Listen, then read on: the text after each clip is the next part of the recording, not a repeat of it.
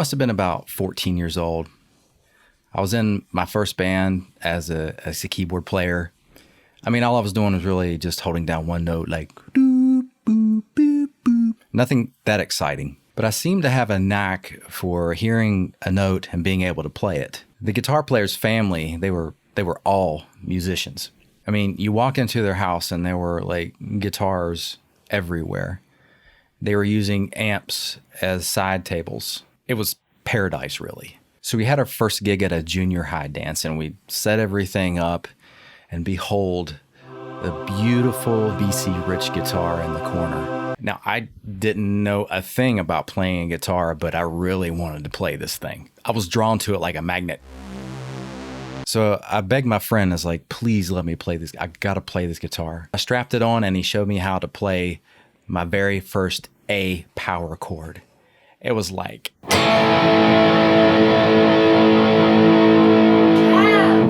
Baby's sleeping.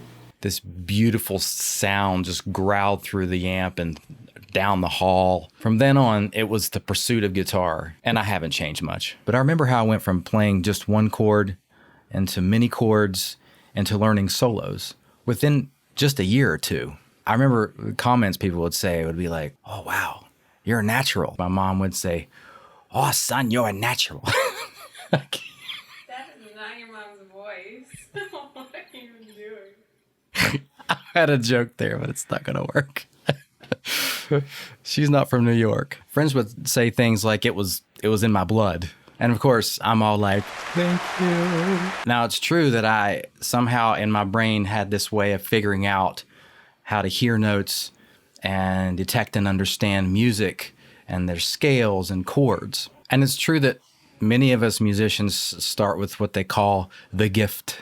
But this got me thinking about practice. There is a notion that musicians just have the gift and they can just get up and just play a piece anywhere at any time. And then a lot of non-musicians say, oh, I could just never do that. Wrong.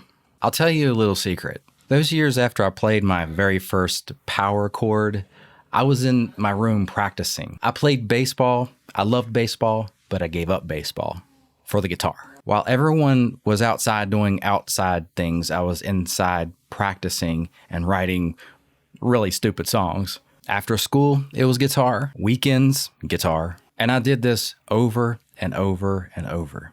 Very repetitive. And here I am today, famous and making millions.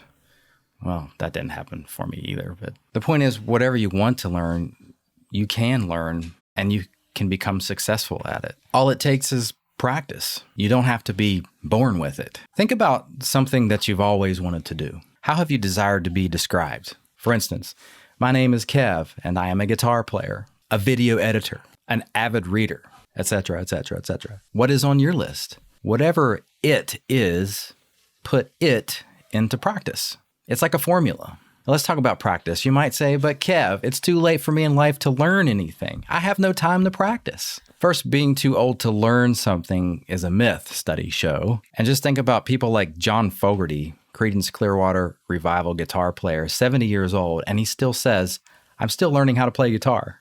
Now, about time, the advantage does go to the people who have more of it, say younger people. If you're my age and you have a career, finding time is a challenge, but it's doable. In my case, I like the mornings. It's quiet, I can focus, and that should be something you're looking for too. A quiet place where you can focus and do your work and find your flow. Author Mihaly, whatever his last name is, defines flow as this. Flow is a state of being completely absorbed in an activity, especially one which involves our own creative abilities. The biggest mistake I've made and many others have made when creating a goal is creating high expectations from the get-go. You get all excited about the end results and not the practice itself. And practice is really about three things. It's about overcoming weaknesses by repetition. It's endurance, strength. It's moving towards perfection. You're not going to get there by going at it for 2 weeks and then expecting major results. First, make practice a habit. Most of us are no longer 16 years old and living with our parents. That means we don't have excess time to play guitar all day or whatever it is we want to practice. But I got some good news for you. You don't need it.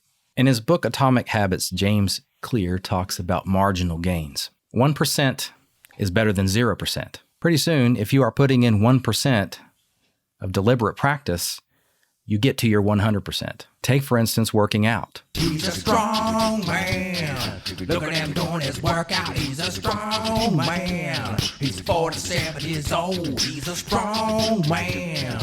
Look at that cool bandana. He's a strong man. Strong as all he knows. You might be shocked to know I wasn't putting in my 100%. I was putting in a percent, but it was better than 0%. Here's my routine following James Clear's model of marginal gains. I get up early in the morning and I utilize 30 minutes of my time practicing guitar. And what I'm learning on the guitar changes daily. Now, sometimes it goes beyond 30 minutes, but the whole point is to set some time for deliberate practice. That to me is my 1% that it will eventually get to 100%. I get my coffee, I get my snacks, my phone is off, no distractions. And doing this in 30-minute segments of your day removes those high expectations of being a rock star in a week. But you're definitely moving in the right direction. You can use that simple formula in almost anything. Put it into practice, whatever it is, except for some things. You don't want to put bad habits in there. Like you don't want to put drinking into practice. Maybe drinking water. That would be a lot better. Think about how this formula can positively... My teeth get in the way of my tongue. Think about how this formula can positively affect your faith. There's so many things we can learn and have the opportunity to grow by putting things into practice. You remember the reasons I gave for practice: overcoming weaknesses, gaining endurance, strength, and moving towards perfection. It's applicable in our faith.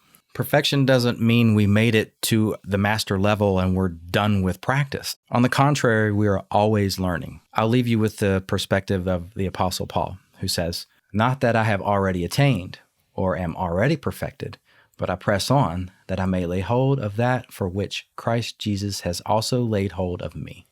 So what are you waiting for? Put it into practice. Comment below and tell me what you'll be putting into practice this week. This is Kev. Thanks for having a cup of coffee with me. Until next time.